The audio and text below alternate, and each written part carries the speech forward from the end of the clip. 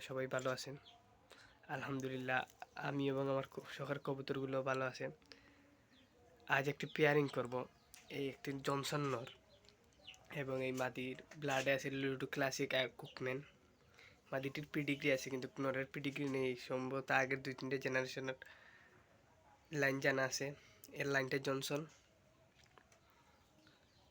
এখন পেয়ারিংটা দিব, দেখে আশা করি বাচ্চা ভালোই আসবে বললা, বাকি ভরসা আল্লাহর। আগে পেয়ারিং নেক, তারপর দেখা যাক কি হয়।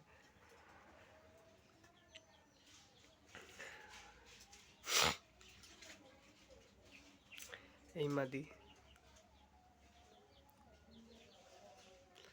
আর এই নর, এগুলো এভাবেই থাকে।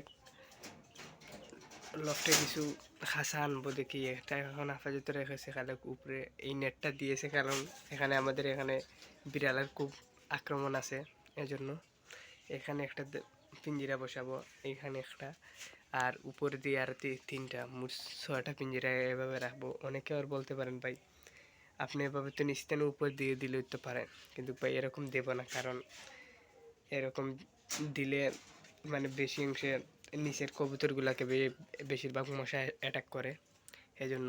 আর বর্তমানে ফ্লাইং লফটে তেমন কোনো কবুতর নাই, মাত্র 3-4 পিস কবুতর আছে। এই একটা রেড চেকার মাদি, এই 2টা ব্ল্যাক আছে, আর একটা গিরিবাজ বাচ্চা, আর এই আর একটা রেসার।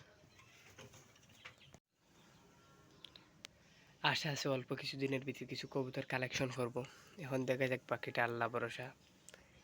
আর আমার এই বাচ্চাটার জানি না কি হয়েছে, ওর খানি জানি ডেকেছে কিন্তু খানিটা হজম হচ্ছে কম, যেমন ডাবলিগুলা হজম হচ্ছে না, ডাবলি চুলা।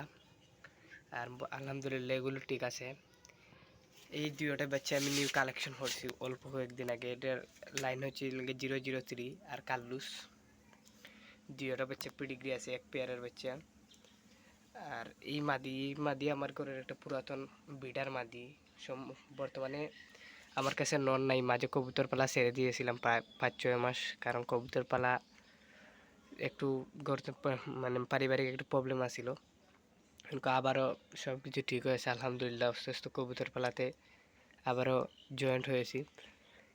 এই সিজনে দেখি রেসের জন্য তেমন কোনো কবুতর রেডি না, মাত্র এই 3 পিস কবুতর দিয়ে হালকা পাতলা টস কিছু করব। আর দেখা যাক, আর গড়ে এক পেয়ার তো ব্রিডিংয়ে দিয়েছি, আরও 2-3 পেয়ার কবুতর আমি কালেকশন করব, দেখা যাক।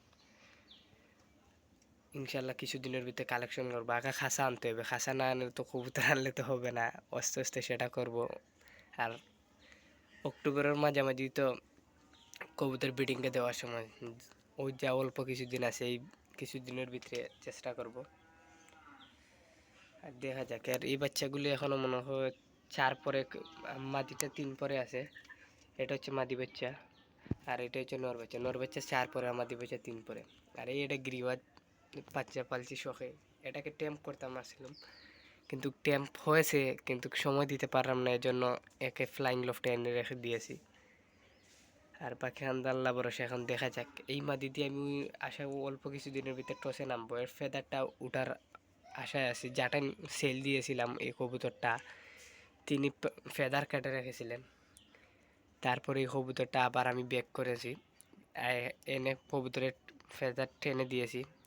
20 দিন হয়েছে, এখন দেখা যাক। আর 1 সপ্তাহ যাবে, এর বাদে কবুতর ফ্লাইংয়ে দিয়ে দেব। ফ্লাইং দেওয়ার 1 সপ্তাহ 10 দিন পরে ওটাকে নিয়ে টসে নামবো, অল্প কিছু টস করব, কারণ আমি জানি এই ওয়েদারে কোনো টস করা উচিত না, কিন্তু তবুও টস করব, কারণ এই কবুতরটা আমার কাছে মানে মোটামুটি একটু ভালো লাগে। কিন্তু যদি টস ওকে 80-90-80 কিলোর মতো টস করবে, যদি ও আসে তাহলে ওটা দিয়ে ব্রিডিং করা, আবার যদি আয় না তো কিছু করার নাই, কারণ এই অযথা খাওয়াই লাভ নাই।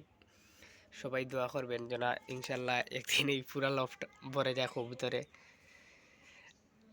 সবাই ভালো থাকবেন, সুস্থ থাকবেন। আসসালামু আলাইকুম। আর এই সময় অনেকের কবুতর বেশি অংশে হিট স্ট্রোক হতে পারে, কারণ এই সময় কবুতরকে ফ্লাইট না দেওয়ানি উচিত। মানে আমার ব্যক্তিগতভাবে বলছি, ভুল যার যে ইচ্ছা, যার যেভাবে, সবার তো আর এক সিচুয়েশন না। যদি সব বুড়ে সকাল কবুতর ফ্লাই দেওয়া যায় তো ভালো, যেমন 6টা থেকে 7টা, এই সময় সূর্যের তাপটা কম থাকে। আর আস্তে আস্তে তো শীতের সময় আসছে, সবাই কবুতর রেডি করেন। ভালো থাকবেন, আসসালামু আলাইকুম।